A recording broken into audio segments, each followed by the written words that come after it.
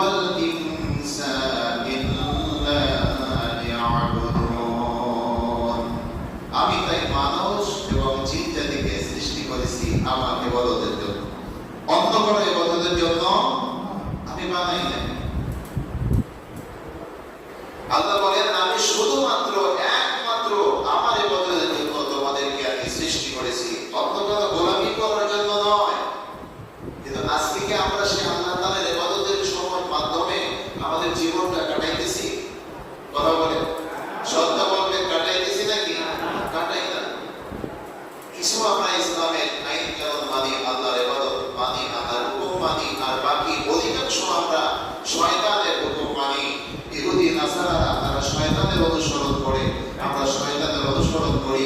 আল্লাহ পাক স্পষ্টভাবে আমাদেরকে জানাই দিলেন যে খবরদার খবরদার, আল্লাহ তা'বুদুশ শাইতান, শয়তানের গোলামি করিস না রে বান্দা, শয়তানের ইবাদত করিস না।